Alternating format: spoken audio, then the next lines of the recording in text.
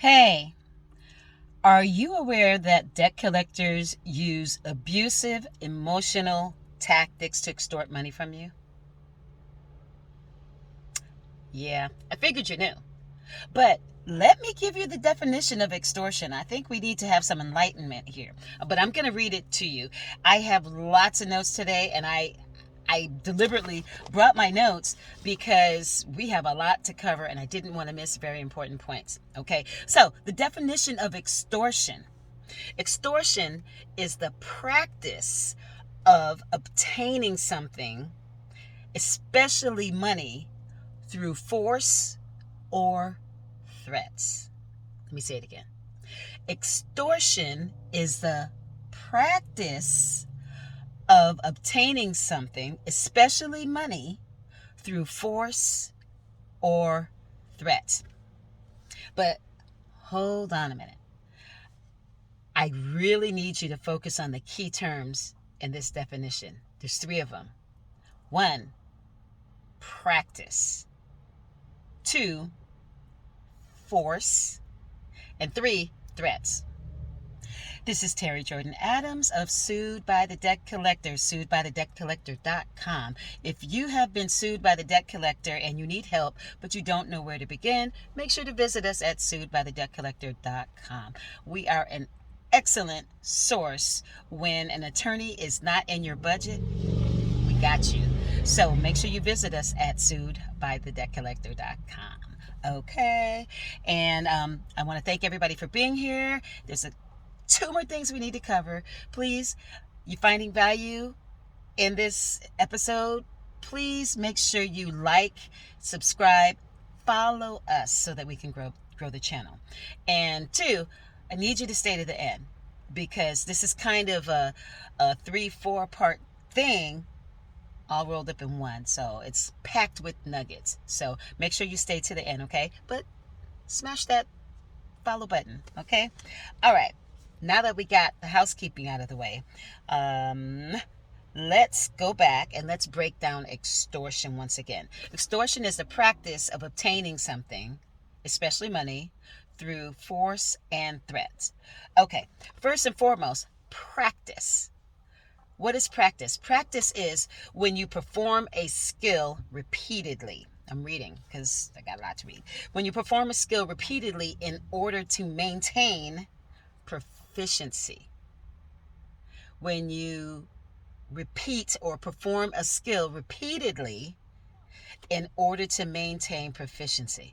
What is proficiency? Proficiency is a high degree of competence. Okay? You practice the skill set to maintain a high degree of competence. Okay? A simple example of this is the piano. Piano. Okay? How do you get better when you play the piano? You have to practice every day and it makes you more competent. Really super simple. Okay? So here's the thing. Debt collectors understand the psychology of emotions. Okay, they know how to manipulate you and how to coerce you into doing what they want you to do. Okay, and the way that they do this is they practice the skill set of manipulation and deception as it relates to the emotional abusive tactics. Okay, so every time they call you, they're practicing this skill set to maintain a high degree of competency. Okay, when they send a letter out that says, hey, we're going to send you to legal, they're practicing their skill set. They're trying to evoke emotion out of you. When they file a lawsuit and they serve you with this lawsuit, they're practicing their skill set to evoke emotion from you. Right? So what do? They practice. And so just imagine how many people are being sued by the debt collector and they're practicing this skill set on. Okay, there's a reason why they win 9 out of 10 cases on consumers that don't respond to their lawsuits. It's because of their abusive emotional tactics. That's how they extort money from you. They get you to do what they want you to do. Okay? Now, force. Term 2. What is force? Force is to make someone do something against their will. Force. They make someone do something against their will. Okay? A good example of this is when they get a default judgment against you. Okay? They're forcing you to do something against your will. How? Well, if they get a default judgment on you, all of a sudden they can garnish your wages. They're forcing you to give up your income against your will. Or they are able to seize your bank account. They're able to take your bank account away from you. They're forcing you to give up any savings or whatever you have in your bank account against your will. They're forcing you through this judgment. Or when they put a property lien on your property, and let's say, okay, you have some plumbing issues and you need to refinance so that you can get your property taken care of. But they put a lien on your property because they got a default judgment against you, and now you can't refinance your home unless you pay them their claim from the default judgment. They're forcing you to take it out of the equity of your home, or you don't get to refinance your house. Term number 3, threats. Okay, extortion is the practice of obtaining something, especially money, through force or threats. Threats, okay, statements of an intention to inflict pain, injury, or damage, or other hostile action. Read it again. Statements of an intention to inflict pain, injury, damage, or other hostile actions. Okay? So, good examples of this are when they send you a notification, they say, well, if you don't take this settlement, or if you don't pay us XYZ, then it may be required for us to take legal action. That's a threat, right? Also, when they tell you that they're going to get a judgment against you and they haven't even gone through the process. So a good example of that is one time I was trying to work out one of my situations, and the person that I had on the phone, he was aggressive. He was abusive. He was trying to overtalk me.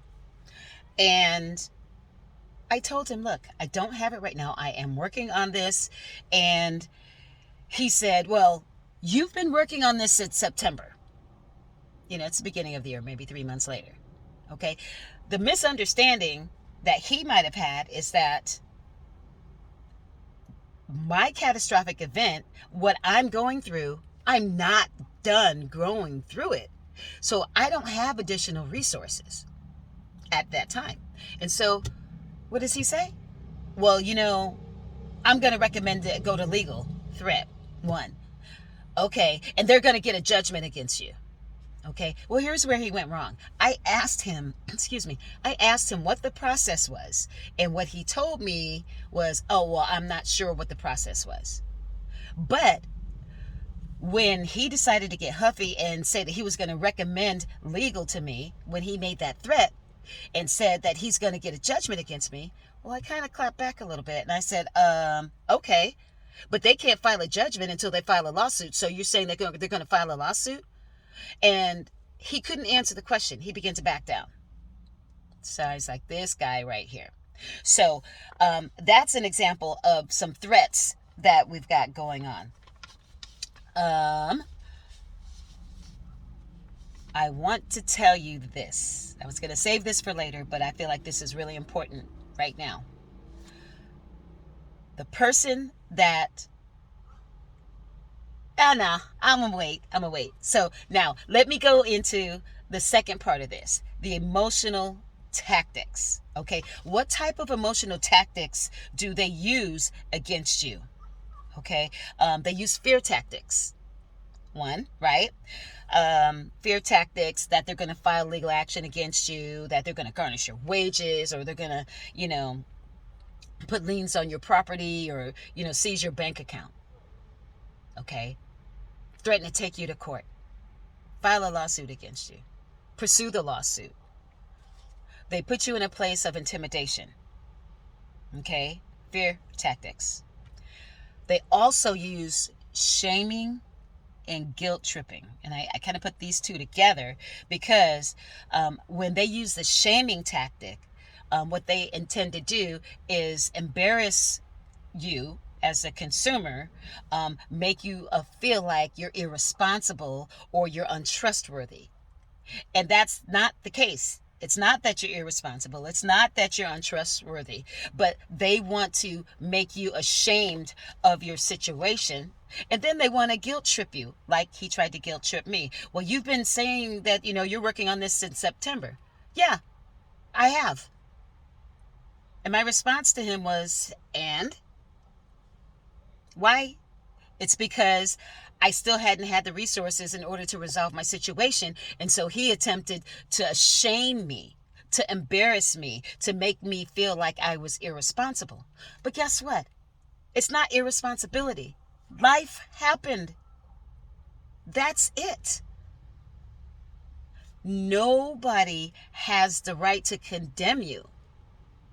Okay? If you're working on your situation, if you're trying to fix things, you don't let anybody condemn you, make you feel guilty or embarrassed for being irresponsible. Life happened to you. Now you just got to put your life back together, right?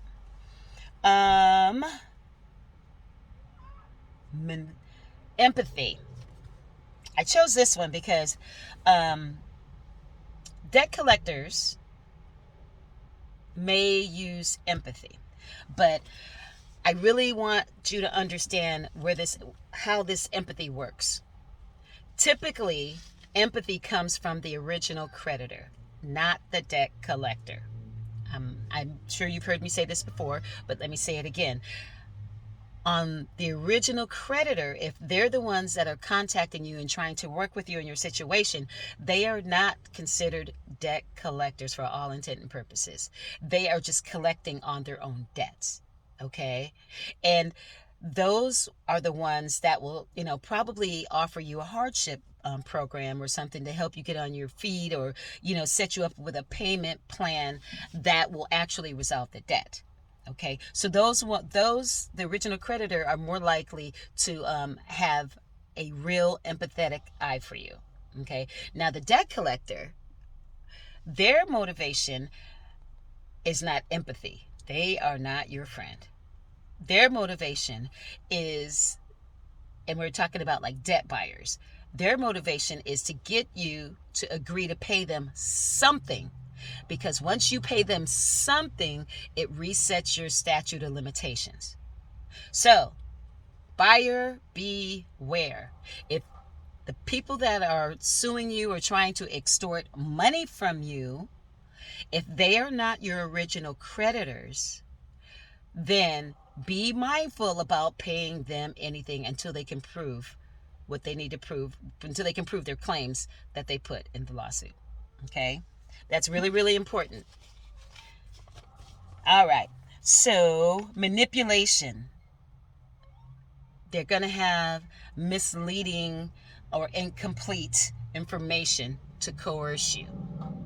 A good example of this is when these debt buyers get people to enter into an agreement or a payment, and they misrepresent themselves as the original creditor, like they actually loaned you the money.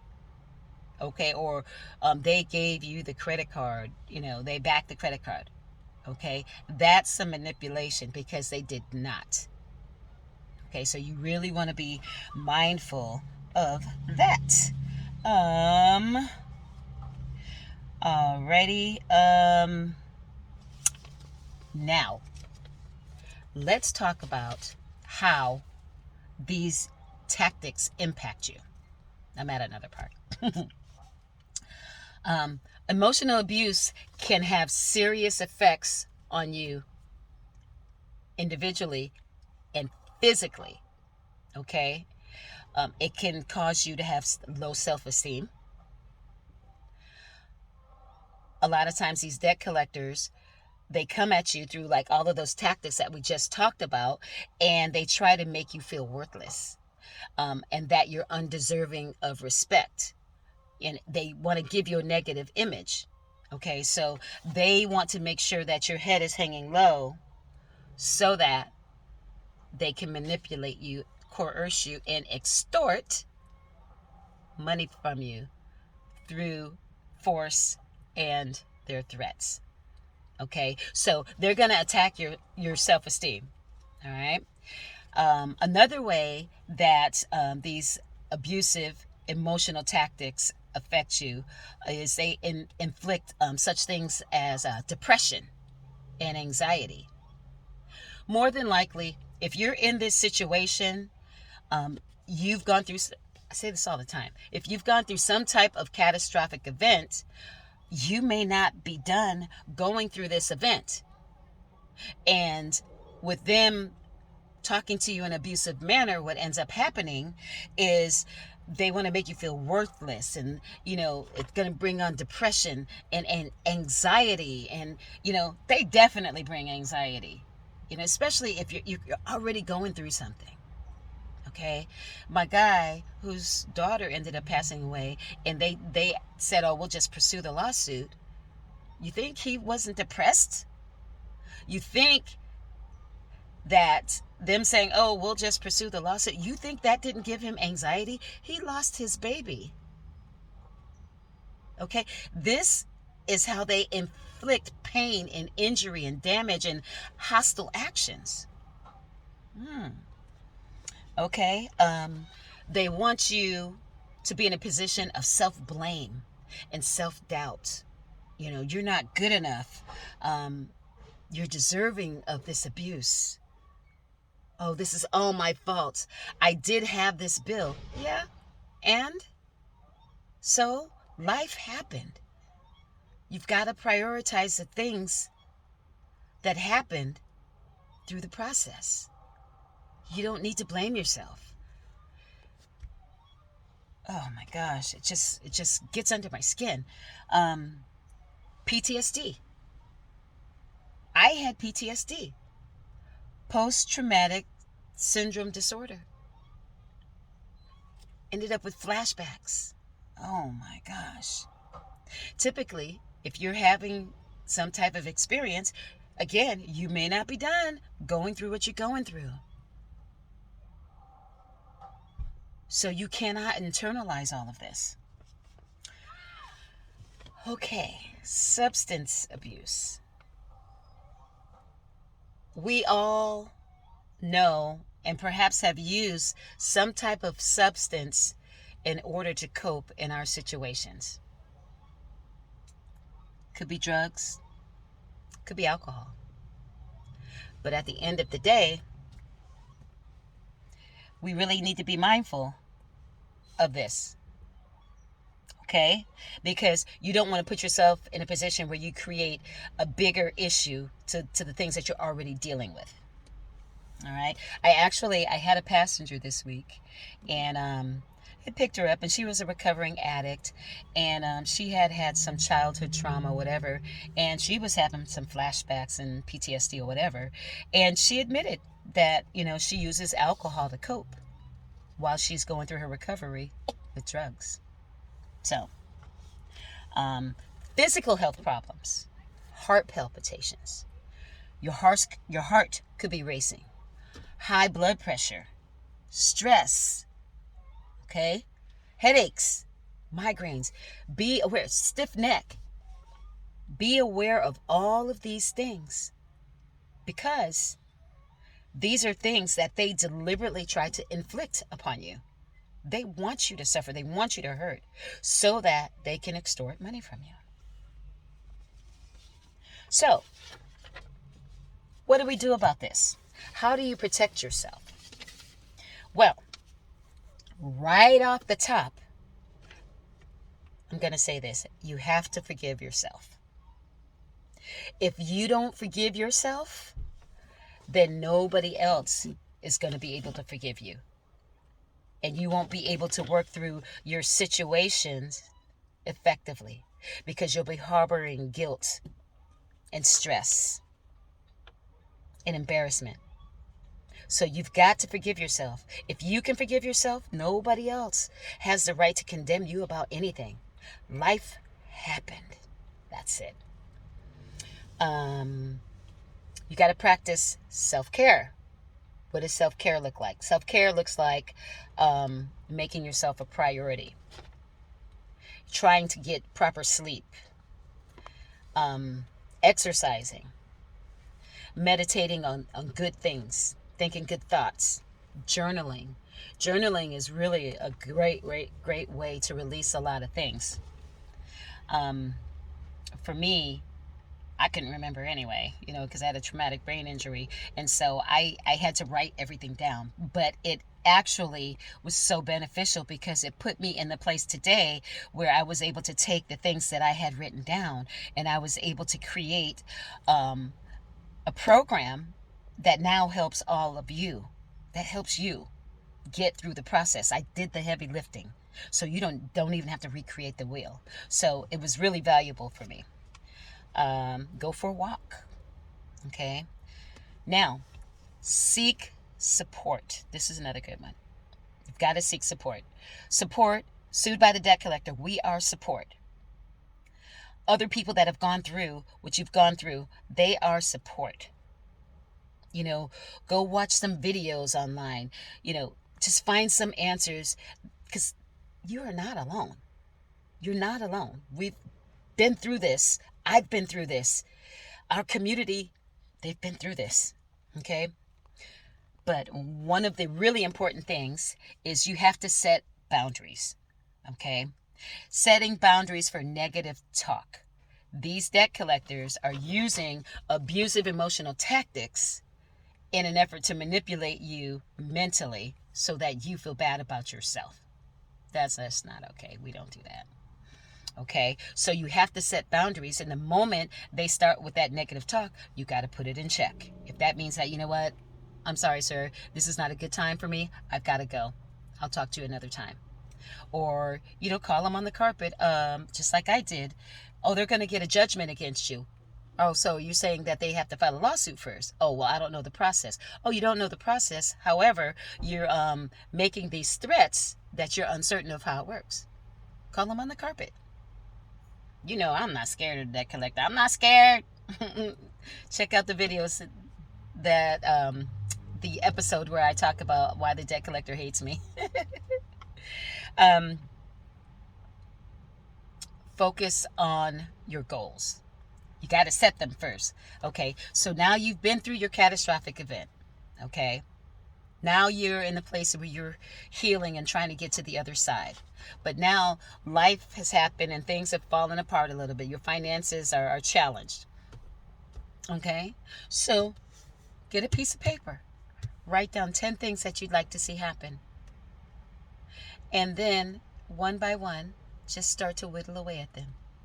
No condemnation, no pressure. These are the things that you have to do. And you'll get there. You'll get to them. Okay? But these are just knowing this is what needs to happen. Okay? So set your goals.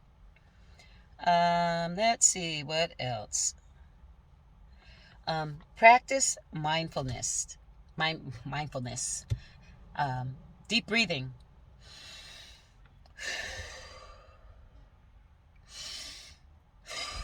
That relieves stress. Okay? That relieves anxiety. Okay?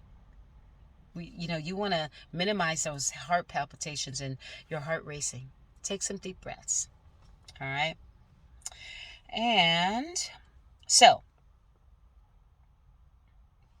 it's important to realize that emotional abuse is equally as bad as physical abuse or greater. Okay? Understand that it's a process to heal from, though. Okay? So be kind to yourself, be compassionate with yourself, allow yourself to heal and overcome the emotional effects of these debt collectors. But there's one thing, give me a second, gotta look at my notes. Just one thing I just wanted to share before we go ahead and end this episode. And I'm just gonna read it to you. I had so many notes, you guys. It is important to note that while debt collectors may use abusive emotional tactics, you have legal rights and protections under the Fair Debt Collection Practices Act, the FDCPA. You have legal rights and protections under the FDCPA. Okay? And if you feel that a debt collector has violated your rights or engaged in abusive or harassing behavior, you can file a complaint with the Consumer Financial Protection Bureau, the CFPB, Consumer Financial Protection Bureau, or consult a consumer rights attorney. Okay, so the reason why I wanted to add that in there is because I don't want you to think that there's no help for you. There absolutely is help for you. And there is an out for you. Okay, so I just kind of wanted to touch bases on that. This is Terry Jordan Adams of Sued by the Debt Collector, suedbythedebtcollector.com. Please visit us and reach out to us if you have any questions, concerns, if you need a case evaluation. You can text us consult at 877-505-0618. I think that's the text number. Anyway, it's on the website. I'll put it in the description box. I want to make sure that you get it properly. And if you do need help because you are pressed by time and you've been sued by the debt collector and an attorney is not in your budget, we've got you. And make sure you reach out to us on our website and we can get you started and get you moving so that you don't end up with judgments as well. Again, thank you so much for staying to the end. If you haven't done so yet, please follow us and we will see you in the next episode. Thank you so much. God bless.